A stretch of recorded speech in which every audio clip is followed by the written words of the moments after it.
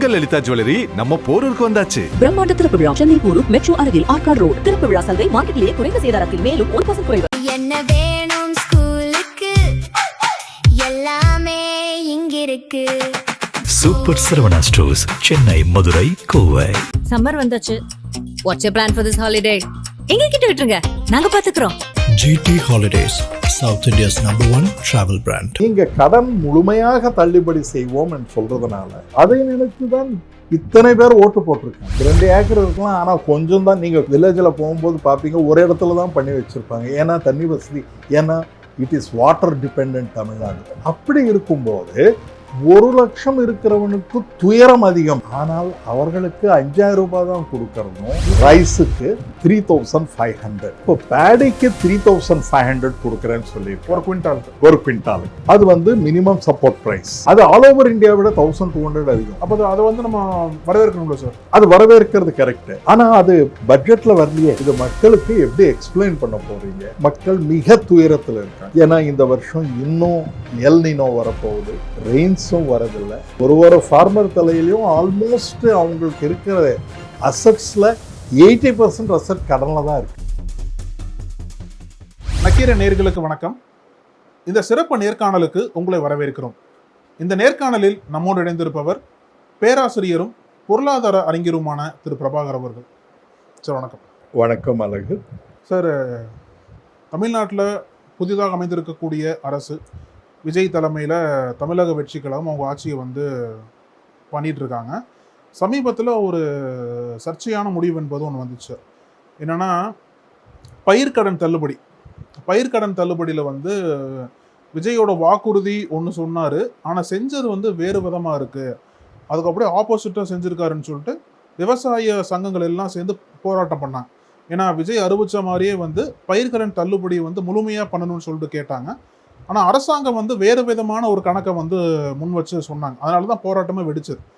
So அந்த அரசியலை தாண்டி ஒரு பொருளாதார ரீதியாக இதை வந்து அணுகணும் அப்படின்னா எதற்காக இப்படி வந்து இந்த கருத்திலிருந்து பின்வாங்கியிருப்பாங்க? பின்னாடி என்ன காரணமாக இருக்குன்னு பார்க்குறீங்க சார்? ஒன்று, புதுசாக கவர்மெண்ட் அமைச்ச ஜோசப் விஜய் அவர்களுக்கு வாழ்த்துக்கள். அவர் ரொம்ப ஆம்பிஷியஸான ஆம்பிஷியஸ்னா மிக ஆம்பிஷனான ஒரு ப்ராமிஸை பண்ணியிருந்தார். 5 ஏக்கருக்கு குறைவாக இருக்கிறவர்களுக்கு இனி வரைக்கும் இருக்கிற கடன் தள்ளுபடி அப்படின்னு சொன்னார்.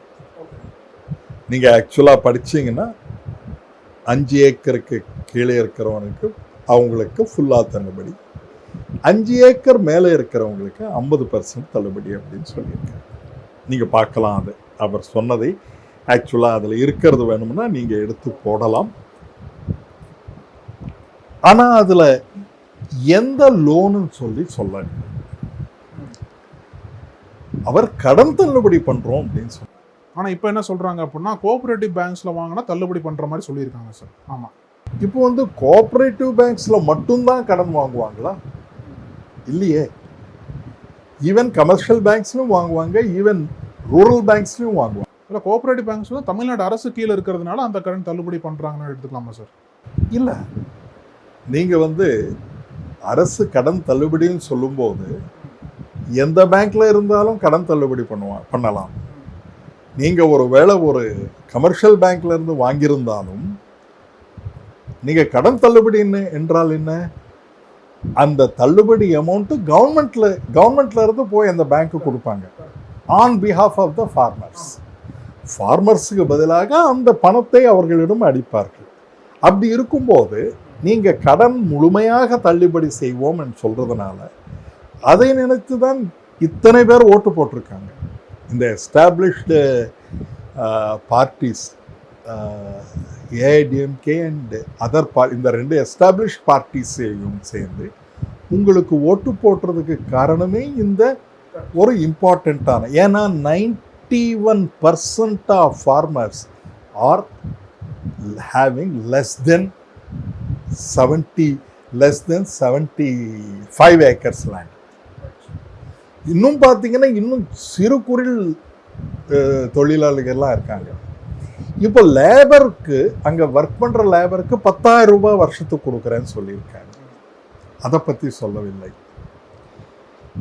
இப்போ இந்த லோன் தள்ளுபடி இப்போ 1 லட்சம் வரைக்கும் எடுத்திருந்தால் 5,000 தள்ளுபடி பண்ணுவோம்னு சொல்றாங்க. இங்க 1 லட்சம் கடன் வாங்குவதற்கு எதுவுமே லேண்ட்ல இல்லாத போது நிறைய நான் கடன் வாங்க வேண்டியதாக வரும் இல்லைங்களா? எனக்கு வந்து பாசன வசதி இல்லை, அதுக்காக நான் நீர்ப்பாசன வசதி செய்யணும். அதுவும் என்னுடைய நீங்கள் ஆக்சுவலாக நீங்கள் ஃபார்மர்ஸாக பார்த்தீங்கன்னா அவங்க வந்து இந்த சீட்ஸ் வாங்குறது இதுக்கெல்லாத்துக்குமே கொடுப்பாங்க ஒர்க்கிங் கேபிட்டலுக்கு.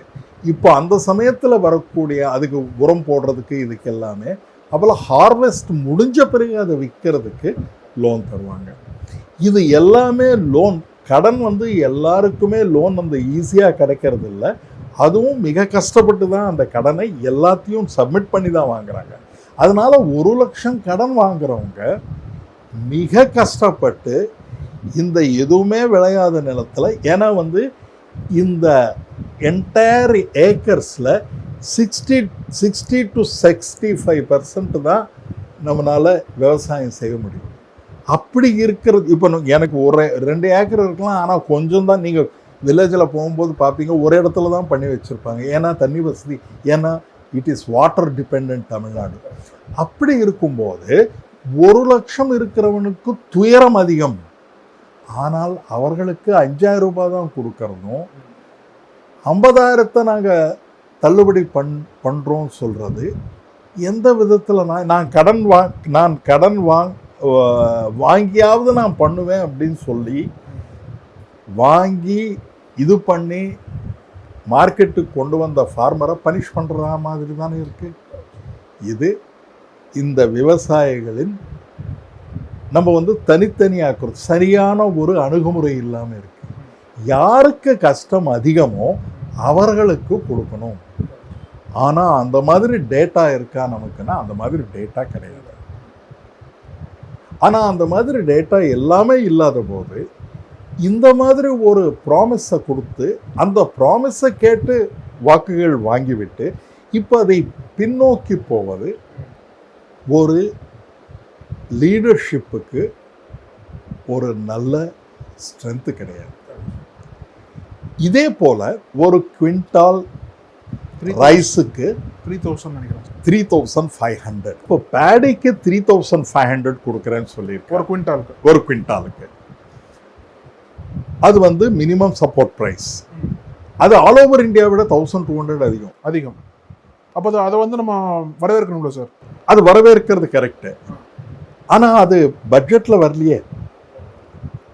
இப்போ 1,200 கொடுக்கும்போது நிறைய பேர் இந்த நெல்லை உங்கள் கவர்மெண்ட்டில் கொண்டு வந்து ஒப்படைக்கிறதுக்கு வாய்ப்புகள் இருக்கு. அதுக்கு ஏற்ற இடங்கள் இருக்கா? வேர் ஹவுசிங் இருக்கா? இப்போ இருக்கிறதுக்கே வேர் ஹவுசிங் கிடையாது. இப்போ 1,200 ரூபாய் 2,300 ரூபான்னு நினைக்கிறேன் இந்தியன் கவர்மெண்ட்டு. இப்போ நீங்கள் 1,200 ரூபாய் அதிகமாக கொடுத்தீங்கன்றால் நிறைய விவசாயிகள் கொண்டு வந்து கொடுக்கறதுக்கு வாய்ப்பு இருக்கு. அதே போல சுகருக்கு இன்னொரு 1,100 ரூபாய் அதிகமாக கொடுக்குறேன்னு சொல்லியிருக்கீங்க ஒரு குவிண்டாலுக்கு, டன்னுக்கு. அப்படி இருக்கும்போது அதனுடைய பட்ஜெட் எவ்வளோ? இப்போ எத்தனை பேர் வருவாங்கன்றது நமக்கு தெரியாது. இந்த விலை கொடுத்தால் எப்பவுமே பிரைஸ் அதிகம் பண்ணோம்னா நிறைய பேர் விற்கிறதுக்கு ட்ரை பண்ணுவாங்க. அப்படி இருக்கும்போது எத்தனை பேர் வருவார்கள்னு தெரியாது, அதுக்கு எவ்வளோ செலவாகும்னு தெரியாது. அதுவும் அதை பற்றியும் ஒரு சரியான புரிதல் இல்லாமல் இருக்கு. அதை பற்றியும் ஒன்றும் சொல்லலை. அதனால் ஃபார்ம் செக்டாரில் ஒரு விதமான காக்னிட்டிவ் டிசனன்ஸ்ன்னு சொல்லுவாங்க சைக்காலஜியில்.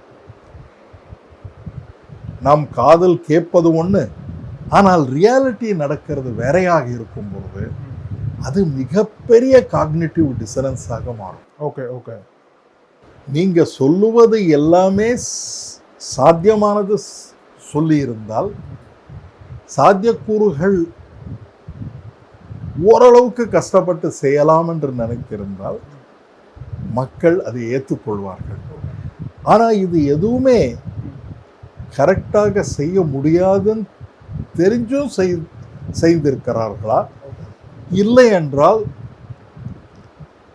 எதுவும் தெரியாத சரி அடுத்தவங்க எல்லாம் இது கொடுத்துருக்காங்க, இது நாம் கொடுப்போம் அப்படின்னு சொல்லி செஞ்சிருக்காங்களா?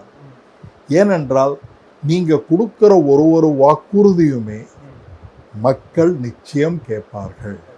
இது எல்லா இடத்துலையும் நடக்கிறது. நீங்க வாக்குறுதி கொடுத்தீங்கன்னா மோடி அவர்கள் 2 கோடி ஜாப்ஸ் கொடுக்குறேன்னு சொல்லி ஒரு பெரிய பிரச்சனையாக்கி இன்னைக்கு காக்ரோச் மூமெண்ட்னு சொல்லி ஆல் ஓவர் இந்தியா வந்திருக்கு. இப்போ இதை வைத்து நீங்க மக்களை எப்படி சந்திக்க போறீர்கள்? இப்போ இந்த அக்ரிகல்ச்சரல் சப்சிடி இது எல்லாமே இமீடியட்டா கொடுக்க வேண்டியது. இது நான் இன்னொரு வருஷத்துல இன்னும் 1 வருஷம் ஆன பிறகு நான் பண்றேன் அப்படின்னா இன்னும் கடன் சுமை அதிகமாக தான் போகும். இது இந்த ஒரு ஃபார்ம் லோன் வைவர் எல்லாமே இந்த வருஷமே இப்பவே பண்ணி ஆகணும். ஏன்னா அடுத்த வருஷம் எப்படி இருக்கும்னு நமக்கு தெரியாது. அதனால வேற எதை வேணாலும் போஸ்ட்போன் பண்ணலாமே தவிர இதை போஸ்ட்போன் பண்றது மிக கடினம். இது டோட்டலா எவ்வளோ ஆகுதுன்னா 25,000 கோடி இன்க்ரீஸ் ஆகுது. 47,800 கோடி பழைய கவர்மெண்ட் ஆல்ரெடி பட்ஜெட் பண்ணி வச்சிருக்காங்க. இதை 25,000 கோடி இன்க்ரீஸ் ஆகும். ஆனா நீங்க இப்ப கொடுக்குற இந்த கடன் தள்ளுபடி எல்லாம் வெறும் 4,000 கோடி ரூபாய். மக்கள் எந்த இடத்துல ஏத்துக்குவாங்க? இதை நீங்க டெஃபினட்டா உங்க ஃபைனான்ஸ் மினிஸ்டரும், புதுசா ஒரு ஃபைனான்ஸ் மினிஸ்டர் வந்திருக்காரு, ஃபைனான்ஸ் மினிஸ்டரும் அக்ரிகல்ச்சர் மினிஸ்டரும் நீங்களும் சேர்ந்து இது மக்களுக்கு எப்படி எக்ஸ்பிளைன் பண்ண போறீங்க?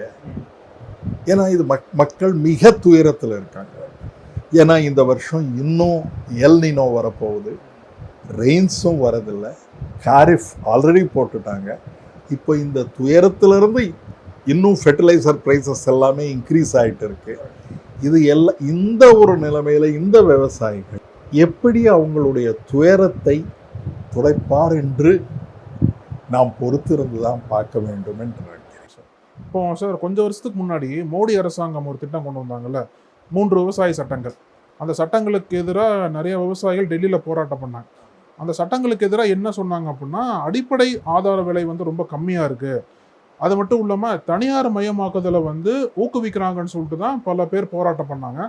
அந்த அடிப்படை ஆதார விலை அப்படின்றது விவசாயிகளுக்கு ரொம்ப முக்கியமான விஷயம்.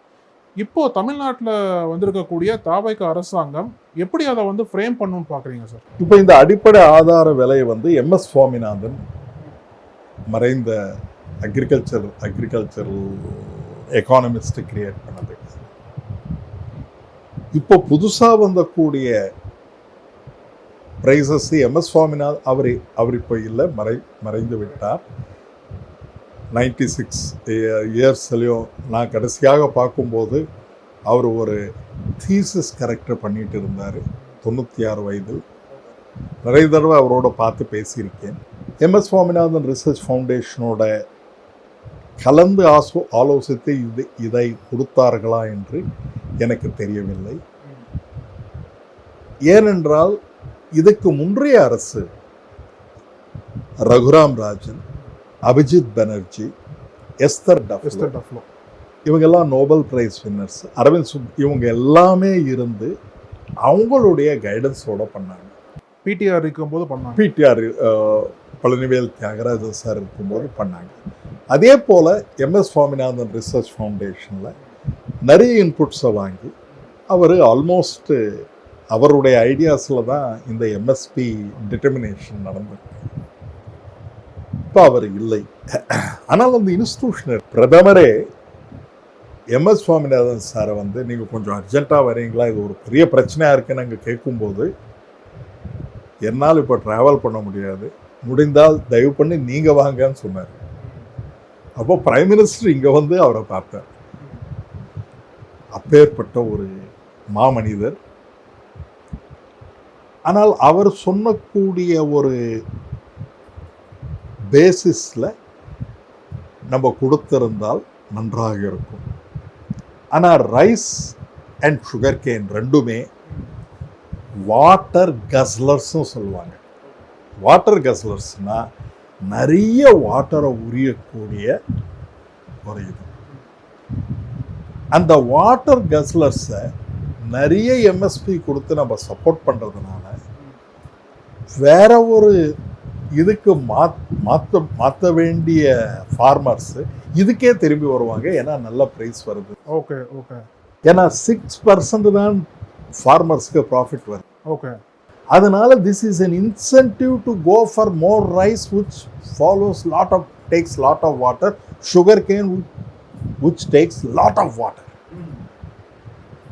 நீங்க என்ன பண்ணணும்னா எதுல நமக்கு வந்து டெஃபிஷியன்சி வருதோ, ஆயில் சீட்ஸ்ல டெஃபிஷியன்சி வருது, அதனால வந்து ஆயில் சீட்ஸ் ப்ரொடக்டிவிட்டியில போன கவர்மெண்ட் இன்வெஸ்ட் பண்ணியிருக்காங்க. 5.6% இன்க்ரீஸ் ஆச்சு. நீங்க ஆயில் சீட்ஸு தென் பருப்பு வகைகள் இதில் எல்லாம் இது கொடுத்துருந்தீங்கன்னா நல்லா இருந்திருக்கும். ஆனால் இதில் நிறைய திங்கிங் இருக்கா இல்லையான்றது தெரியவில்லை. அதே போல் ஃபார்ம் லேபரர்ஸ்க்கு 50 லட்சத்துலேருந்து 60 லட்சம் பேர் இருக்காங்க. அவங்களுக்கும் வருஷத்துக்கு 10,000 ரூபாய் கொடுக்குறேன்னு சொல்லியிருக்காங்க. அப்போ அவங்க வந்து ஒரு 6,000 கோடி அவங்களுக்கு தேவைப்படுகிறது.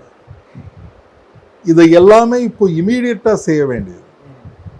இந்த ஃபார்ம் செக்டார் ப்ராமிசஸ் வந்து இமீடியட்டாக செய்ய வேண்டியது. ஏன்னா மார்க்கெட்டுக்கு இப்போ கொண்டு வரும்போது நீங்கள் அந்த ப்ரைஸ் கொடுக்கணும். நீங்கள் அவங்களுக்கு வேண்டிய, ஏன்னா கடன் சுமைனால மிக கடினமாக கஷ்டப்படுறாங்க.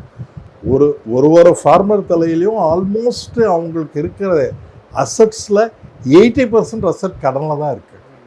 அதனால கடன் நாங்கள் வேவ் ஆஃப் பண்ணுறோம்னு சொன்ன உடனே நிறைய பேர் அதை வரவேற்றாங்க, ஓட்டும் போட்டாங்க. அவர்களுக்கு ஒரு